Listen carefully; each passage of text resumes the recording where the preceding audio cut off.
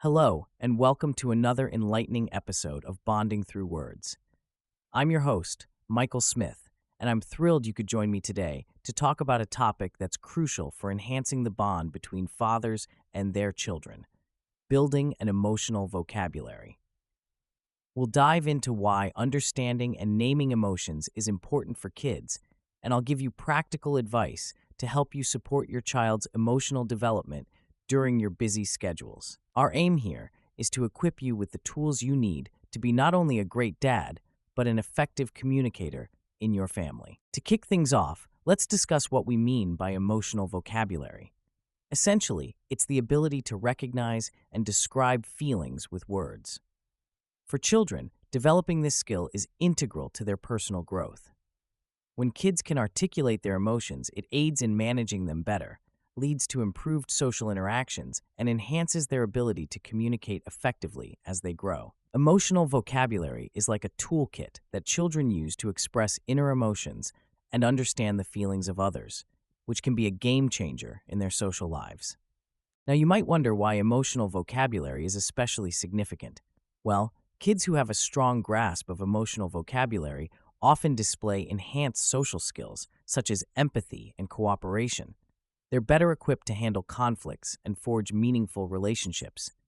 This vocabulary acts as a bridge, connecting the internal world of feelings with the external world of actions and reactions. It's fascinating how such a simple concept can foster emotional intelligence, providing the foundation for kids to navigate their emotional landscape with clarity and confidence. So, how can busy dads like you introduce and encourage emotional vocabulary at home? One key method is to create a family routine where discussing emotions is as common as talking about the weather. Use daily activities as opportunities. For example, during dinner or while driving, ask your kids to share one thing that made them happy today and one thing that frustrated them.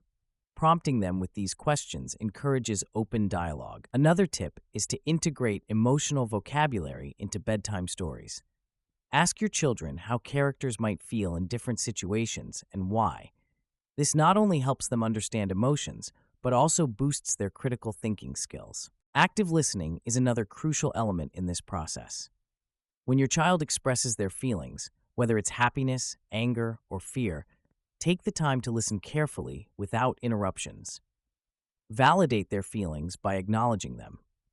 You might say, "I see that you're upset because you couldn't play outside today. That must have been disappointing." This form of acknowledgement reassures them that their feelings matter and builds a safe space for emotional expression. It's also essential to model emotional expression yourself. Show them how you articulate your feelings in appropriate ways, which in turn encourages them to do the same. Fostering an environment of openness and empathy within your family unit is incredibly rewarding. When children feel they can discuss their emotions without judgment or repercussions, it nurtures trust and strengthens your bond with them. Additionally, providing them with the tools to express their emotions equips them to face challenges with resilience. Consider implementing fun activities, such as emotion charades or creating an emotion jar, where kids draw and express feelings from prompts. These playful interactions make learning about emotions enjoyable and more natural for children. The long-term benefits of helping children articulate their emotions cannot be overstated. As they grow into teenagers and eventually adults, their ability to process feelings transparently will bolster their mental health, improve interpersonal relationships, and influence their overall well-being. Emotional intelligence is closely tied to success in all areas of life, making this aspect of parenting incredibly impactful and worthwhile.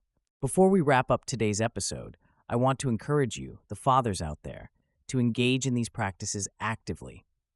You're not just teaching your kids about emotions, you're shaping empathetic and communicative future adults. Remember, you have the power to build a foundation of trust, openness, and emotional intelligence within your family. In just these few minutes, I hope you feel better equipped with strategies to strengthen your bond with your children through meaningful conversations. That's all the time we have for today's episode of Bonding Through Words. Thank you for tuning in and taking this important journey with me. Remember, Strengthening your family's emotional intelligence begins with listening and valuing each other's feelings. Until next time, keep those conversations going and cherish every moment you spend with your kids. I'm Michael Smith, and it's been a pleasure sharing these insights with you. Have a fantastic day and make every minute count.